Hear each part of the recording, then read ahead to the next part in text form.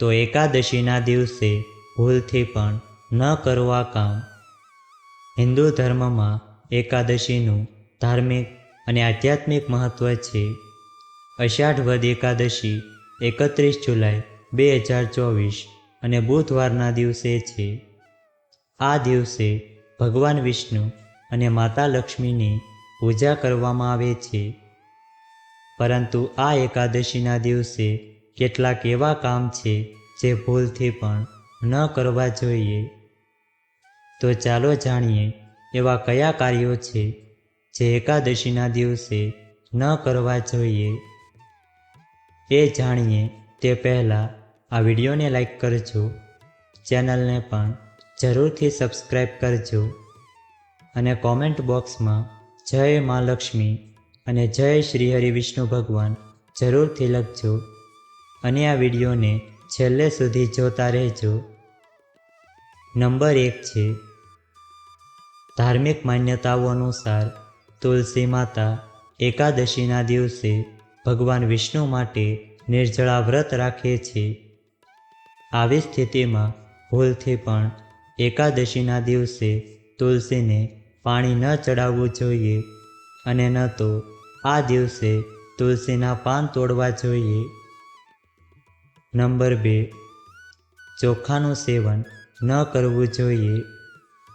ધાર્મિક શાસ્ત્રો અનુસાર એકાદશીના પવિત્ર દિવસે ચોખાનું સેવન ન કરવું જોઈએ. એવી માન્યતા છે કે એકાદશીના દિવસે ચોખા ખાવાથી મનુષ્યનો જન્મ સરીસૃપના ગર્ભમાં થાય છે. જે લોકો આ દિવસે વ્રત નથી રાખતા તેમણે પણ ચોખાનું સેવન ન કરવું જોઈએ.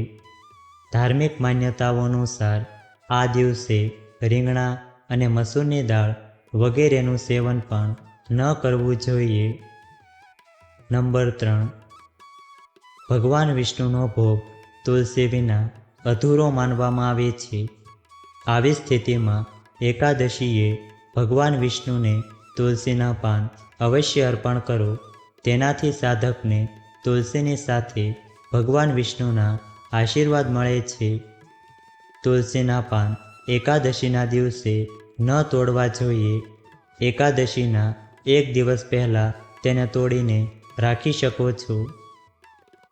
નંબર 4 એકાદશીના પવિત્ર દિવસે માંસ કે મદિરાનું સેવન ન કરવું જોઈએ. આ શુભ દિવસે સાત્વિક ભોજન કરવું જોઈએ. એકાદશીના દિવસે ભગવાન વિષ્ણુની પૂજા કરો. આ દિવસે ભગવાન વિષ્ણુની પૂજા કરવાથી વિશેષ લાભ થાય છે. નંબર 5 એકાદશીના દિવસે તુલસીની આસપાસ સ્વચ્છતાનું વિશેષ ધ્યાન રાખવું જોઈએ. તુલસી પાસે બૂટ કે ચપ્પલ અને કચરાપેટી વગેરે ન રાખવી જોઈએ. તેનું પણ ખાસ ધ્યાન રાખવું જોઈએ.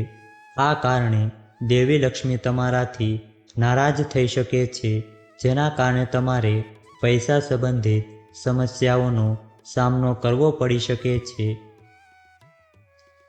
નંબર 6 એકાદશીના દિવસે ભગવાન વિષ્ણુની પૂજા દરમિયાન વ્રત કથાનો પાઠ કરવો જોઈએ.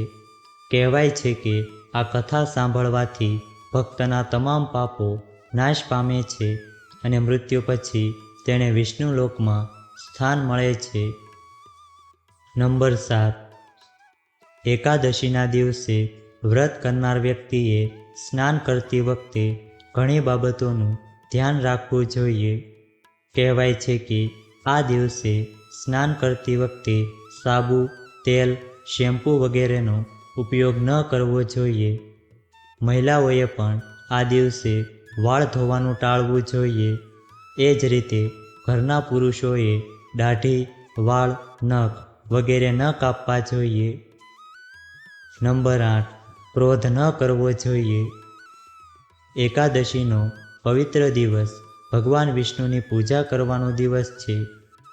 આ દિવસે ગુસ્સો ન કરવો જોઈએ અને કોઈની સાથે વાદવિવાદ પણ ન કરવો જોઈએ અને પોતાની વાણી પર નિયંત્રણ રાખવું જોઈએ.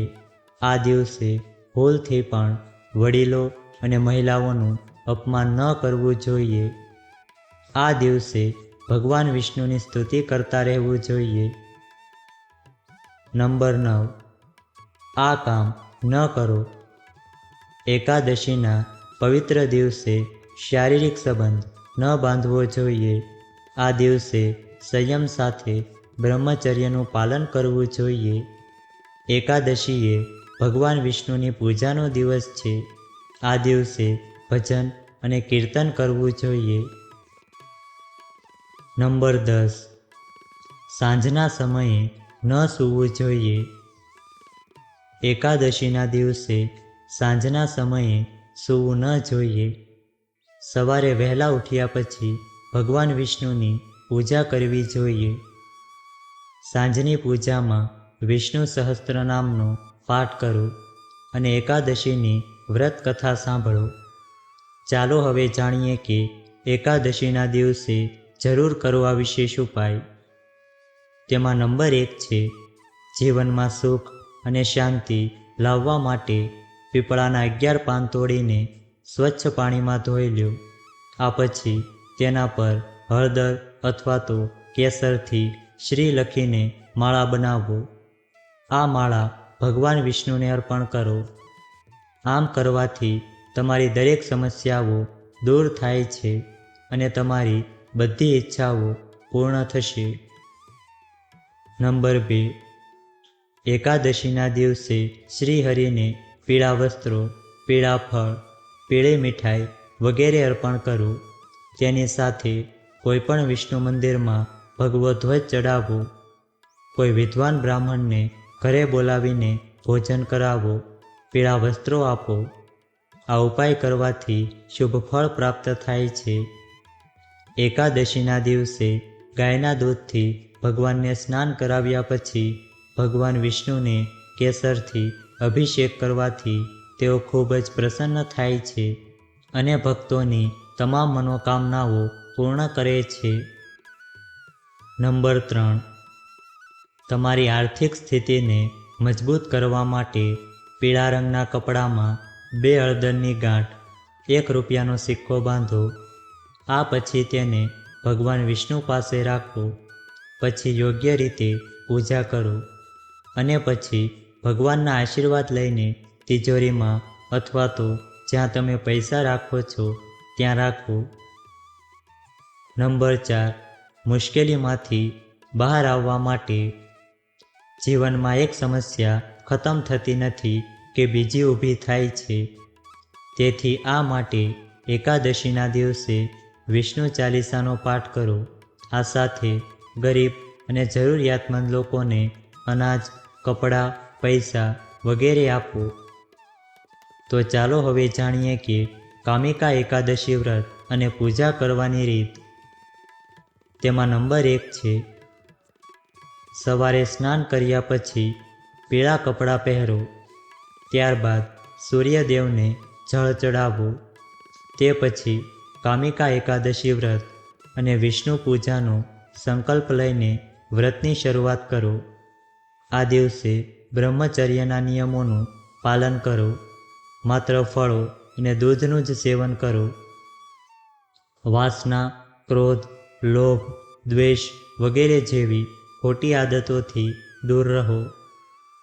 નંબર 2 છે, શુભ સમયે ભગવાન વિષ્ણુની પૂજા કરો. ભગવાન વિષ્ણુની મૂર્તિ અથવા તો ફોટો સ્થાપિત કરો. ત્યારબાદ તેમને પંચામૃતથી અભિષેક કરો.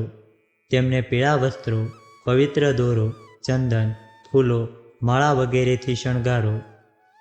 નંબર 3.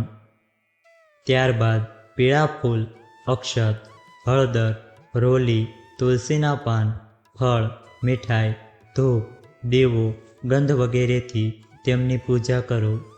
આ દરમિયાન ઓમ નમો ભગવતે વાસુદેવાય મંત્રનો જાપ કરતા રહો. પછી વિષ્ણુ ચાલીસા અથવા તો વિષ્ણુ સહસ્ત્રનામનો પાઠ કરો. નંબર 4. કામિકા એકાદશી વ્રત કથા સાંભળો.